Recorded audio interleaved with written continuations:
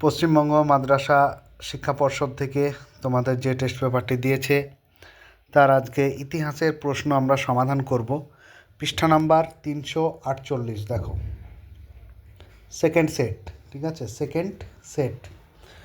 তোমরা পৃষ্ঠাটা 348 নম্বর পৃষ্ঠা খোলো বা সেকেন্ড সেট খোলো। তো চলো প্রথম প্রশ্ন আমরা দেখি, জীবনের ঝরাপাতা গ্রন্থটি কি? এটা হচ্ছে একটা আত্মজীবনী। এটা হচ্ছে একটা আত্মজীবনী 4 নম্বরের। যারা চ্যানেলটিতে নতুন অবশ্যই চ্যানেলটি সাবস্ক্রাইব করে পাশে থেকো। বি নাম্বার দেখো, ভারতে ফুটবল খেলা প্রবর্তন করেন কারা? এটা জানি, ইংরেজরা। সি নাম্বার, বামাবোধিনী পত্রিকার সম্পাদক কে ছিলেন?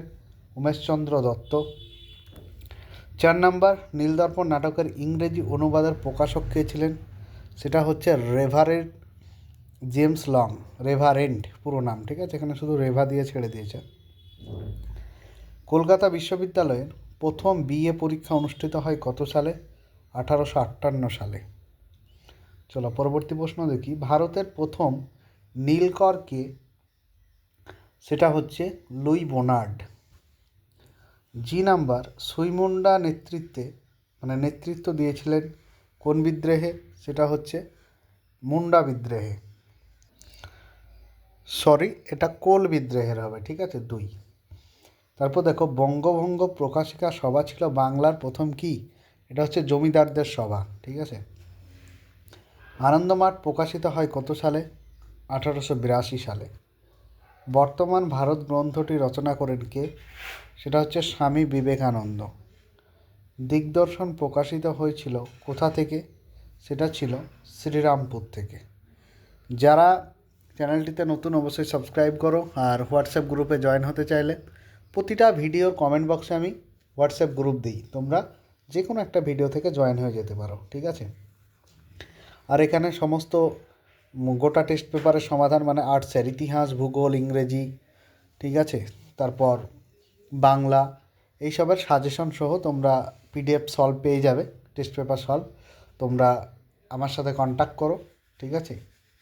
চলো পরবর্তী দেখো, যে 3 কাঠিয়া ব্যবস্থা প্রচলিত ছিল, কোথায় প্রচলিত ছিল? সেটা হবে বিহারে। ত্রিপুরী কংগ্রেস অনুষ্ঠিত হয় 1939 সালে। চলো পরবর্তী দেখি।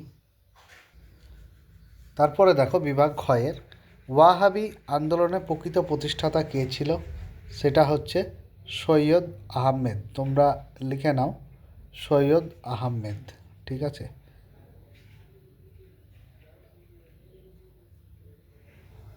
দ্বিতীয় প্রশ্ন দেখো, খেদা জেলা কোথায় অবস্থিত? সেটা হচ্ছে গুজরাটে। গুজরাট। চলো পরবর্তী প্রশ্ন দেখো, ফরওয়ার্ড ব্লক কে প্রতিষ্ঠা করেন? এটা হচ্ছে নেতাজি সুভাষচন্দ্র বোস। তোমরা লিখে নিও, আমি এমনি লিখে দিচ্ছি, নেতাজি সুভাষচন্দ্র বোস। গান্ধী বুড়ি কাকে বলা হতো? গান্ধী বুড়ি মাতঙ্গিনী হাজরাকে। মাতঙ্গিনী হাজরাকে, ঠিক আছে। পরবর্তী প্রশ্ন দেখো, সত্য বা মিথ্যা নির্ণয় করতে বলেছে। দীপালি সংঘ প্রতিষ্ঠা করেন কল্পনা দত্ত।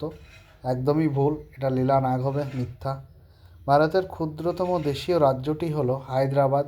একদমই ভুল বা মিথ্যা, ঠিক আছে, কারণ হায়দ্রাবাদ ছিল সেই সময়ের সবথেকে বড়। তারপর মতুয়া সংগঠনের প্রতিষ্ঠাতা হলেন হরিচাঁদ ঠাকুর, এটা সত্য।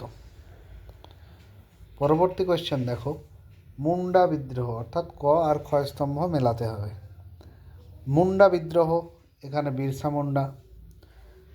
To India my native land, এটা কার লেখা? Henry Louis Vivian Derozio. Meghnad Saha, এখানে সাহা ইনস্টিটিউট, ঠিক আছে। চলো পরবর্তী দেখি, যে বিবৃতি, এই বিবৃতিগুলো খুব ইম্পর্টেন্ট এবং কমন পেয়ে যাবে, এখান থেকে সম্পূর্ণ কমন পেয়ে যাবে এই বিবৃতিগুলো। আর তোমরা অনেকেই জিজ্ঞাসা করছো কমেন্টে যে স্যার বড় প্রশ্ন কতটা কমন পাবো বা কত পার্সেন্ট পাবো। তো আশা করি তোমরা টেস্ট পেপার থেকেই সমস্ত কোয়েশ্চেন কমন পাবে। আজ 3-4 বছর ধরে আমি টেস্ট পেপার সলভ করাচ্ছি এবং সাজেশন দিচ্ছি তোমাদের, ঠিক আছে, মানে পেইড পিডিএফ। তো তোমরা সেখানে জয়েন হয়ে যেতে পারো আমার হোয়াটসঅ্যাপ গ্রুপে, পেইড গ্রুপে। তো তো সেখান থেকে অনেকেই কমন পেয়েছো, আশা করি এবারেও পাবে। চলো, জওহরলাল নেহেরু তার কন্যা ইন্দিরাকে চিঠি লিখতেন। কেন চিঠি লিখতেন সেটা হচ্ছে, এটা 3 নম্বরেরটা হয়ে যাবে, কারণ চিঠির মাধ্যমে পিতা তার কন্যাকে বিশ্ব প্রকৃতি ও বিশ্ব ইতিহাস সম্পর্কে সচেতন করতেন। 2 নম্বর, আইন অমান্য আন্দোলনে নারীরা দলে দলে যোগ দিতে শুরু করেছিল, কারণ গান্ধীজি নারী সমাজকে এই আন্দোলনের যোগদান দেওয়ার আহ্বান জানিয়েছিল। ঠিক আছে। সি নম্বর বিবৃতি দেখো, যে ভারতের ইতিহাসে স্বাধীনতা প্রাপ্তি পরবর্তী 5 বছর পুনর্বাসনের যুগ নামে পরিচিত। কেন? তার কারণ হচ্ছে যে স্বাধীনতার প্রথম 5 বছর উদ্বাস্তুদের ত্রাণ ও পুনর্বাসনের উপর জোর দেওয়া হয়েছিল। ঠিক আছে। তো আজকে ভিডিওটা এই পর্যন্তই। পরবর্তী ভিডিও আমি নিয়ে আসবো অবশ্যই, 2 নম্বরের বড় কোয়েশ্চেন কিছু কিছু নিয়ে আসবো। আর সবাই তো অনেকেই জয়েন হয়েছো, তো সবাই জয়েন হয়ে যাও তাড়াতাড়ি।